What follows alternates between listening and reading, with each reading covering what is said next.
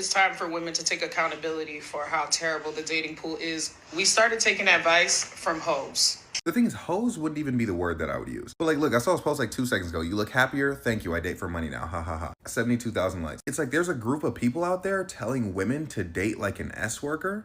And then it's like those women who are like, okay, I'm gonna date like an S worker. I'm gonna do everything for money. It's all gonna be transactional. They get surprised when they get treated the way an S worker would get treated. It's like, oh, we're all the good men. Not gonna lie, a good partner is not going to want a transactional relationship regardless. And it's like, yes, you may look at social media, you may see, oh my gosh, he flew her out there, he got her these bags. Do you really think these women are gonna show you how these men really treat them? And vice versa. Like, it just makes sense. Like, they're not gonna show you like the dark sides of their life, because who wants to see that? That's literally social media 101. Like, sell the positive parts of the lifestyle. But again, it's like, how many times have you seen, oh, this man, he's so sweet, he gives her everything, oh, he's all over her, da da da da. All of a sudden it comes out, he puts hands on her. It comes out cheating, horrible partner, anything of the sort. It's like you have certain people saying sprinkle sprinkle, date for money, ha ha ha, and they expect a happy relationship. Now, again, I'm sure one time out of 100, it can happen for some people. But when you yourself are seeking mainly a transactional relationship and not expecting the other person to also be seeking a transactional relationship, like, that's what makes it a transaction. Like, you both have to be in on it. Like, not expecting that is honestly insane. Like, where are all the good men? Where are all the good women? I tell you, those good men, good women, whether or not you can find them, they're not looking for that kind of relationship.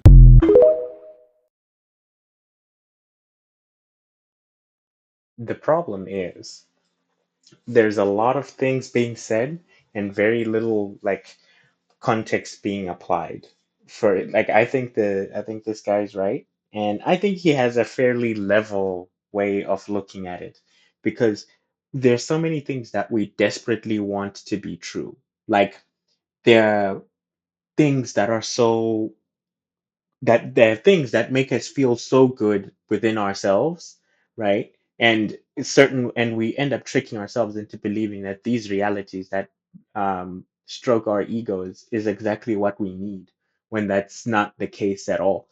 Because take for instance what he's saying that no, the they'll never tell you about how they get treated outside of the what you call this outside of the sprinkle culture and everything like that. And I'm like, that's absolutely true. Because one thing I've seen, especially about guys with money or guys with expendable income, is that you end up becoming the first you end up becoming the first AirPods out of a packet of five AirPods. And that means your life would most likely be terrible if, like, the chances of your life sucking are worse than if, let's say, for instance, it was a more down to earth guy, a more realistic guy. Do you get what I'm saying? Because, and it's not to say that the rich guys aren't realistic. I think they are realistic. I think that's why they're rich, because they really assessed the situation and came out financially on top. And that's great, right? That's great. But then another thing is your content creators, like the sprinkle culture content creators and such, don't exist in a bubble. They exist in like a world that um reacts to them. Like in 2016, no one knew who Andrew Tate was. In 2020, everyone knew who Andrew Tate was. Do you get what I'm saying? And that doesn't mean that Andrew Tate was born in 2020. No, he's been on the planet for a long time. It's just that uh, he he broke out and became like an entire entity on his own, right? So that's basically what I'm trying to say.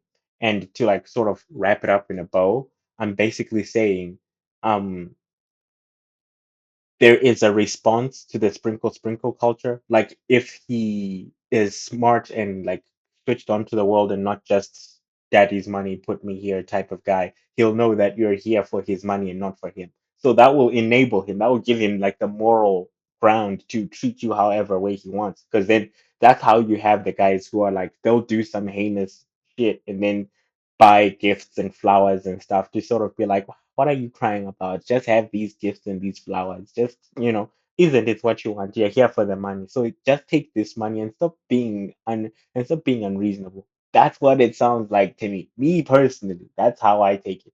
Where it's like if they have the money and they shower you with gifts whenever you're upset about something, it means that they know that you're here for the money. So of course they'll treat you like a leech, like an optional side thing. What? What? This dude. Anyway, it's- anyway, like I'm saying, they'll treat you like an optional side quest, and they'll basically do whatever they want to you, right? They'll do whatever they want to you, and they know that, oh, if this one leaves, I'll just go buy another one. So it really, I feel, hyperinflates the economy, or devaluates. Let me say it devaluates the economy of dating in this day and age, because people are not like, because everyone wants a certain type of thing, but the thing that they want isn't fully living up to its design, right? And when I checked the comments of this dude's video, one person was like, yeah, but Cassie said it is better to it's better to cry in a Rolls Royce and whatnot. And I was like, but then look at how she was being treated by Diddy. Like, was that really was that really worth it? I don't know. Me personally, I don't think that was worth anything. I honestly don't think that was worth anything. I think she was living her worst life during those years that she was with Diddy. And if I'm to be painfully honest with you, if someone puts your life in danger because of um if someone puts your life in danger because they don't really value your input, they don't really value you as an individual because of things that you have done. Because let's also be real. If you date for money, yes, they're wrong for treating you that way, but you're also wrong for going after the money only, because now you're married to a bank account and the owner of the bank account has like full power over you. And that's another thing that I've also seen is, I've never understood why people are so eager give up their to give up their autonomy. Like, what I mean by that is, why are people so eager to um surrender what they hold dear for a check, right? Like, and I've seen, and here's one thing, right? We speak a lot about the imbalance of power amongst the genders and so on, and that's true. I really do believe that that's something that happens in some cases. However, we also need to be realistic and say, why do people put themselves in those positions? Yeah, sure, you want the economic safety, you want the financial whatever, and that's like, there's so many layers to it, which I think he didn't necessarily touch on extremely. And I have so many thoughts about it that coming up with a catch-all answer is going to be very difficult for me. But what I will say is, if you look at how certain people handle relationships, and you see that it's very materialistic, very like things orientated, and someone willingly dates that type of person, I believe, I believe that there is a certain level of exploitation going on, in the sense that guys will know that this girl is with me because I have a flashy car, because I have money. And the moment they know that, they now have a tactical advantage over you, because now you will come to them. You think you're catching them with your looks and your figure and your feminine allure and charm. You think you're catching them, but they are actually the ones catching you, because that's why they amass those things. That's why Andrew Tate was always talking about how big is your Bugatti, or what color is your Bugatti, and so on and so on. And because he knows that that's what brings the girls to the yard. That is the milkshake that brings the girls to the yard. So when they show up and they throw themselves at these people, they put themselves at the mercy of them, because like Jeff Bezos marries a girl who was like a secretary in one of his companies. Like, if he married that girl and she's just a secretary, and Jeff Bezos decides tomorrow that, no, this life, I've taken her from where she was at. Because remember, she was living in an apartment she could afford. She was participating in a lifestyle that she could afford on her secretary's salary. And then when he takes her, he uproots her from that and then places her in his world. Now, what happens is if you take out someone from like a system that they built for themselves and place them in your like orbit and your system, the system they come from can die. Like they'll lose it. She won't have that apartment. She won't have those things. She'll shed them because she'll be like, okay, what do I need this for? I'm literally marrying Jeff Bezos. So she'll forsake all of those things and go and be with Jeff. And then Jeff tomorrow can literally decide that no, I now want a younger, more attractive woman. What will she do? Because she will now have a gap in her CV from the time in which, and remember, whilst you are off living your best life and like not participating in overall society is continuing. So the job market is going to get worse. Whilst you are not getting a job, everything is going to go down. Like you're going to no longer be a part of the moving system of the corporate world, of the financial world, and so on. So now you are left out in the cold. What do you do then? Right? So that's where feel like there's a certain level of insidiousness on guys who lead with money and women who follow for the money because that transactionalness of it can leave you in quite a precarious position where, yeah, sure, it's transactional, that you're enjoying, yeah, but then, whilst it's transactional and so forth, what if you are paying, you are being bought, but think of it this way, you're being bought, but where are you going, right? You've been purchased. Now, where are you off to?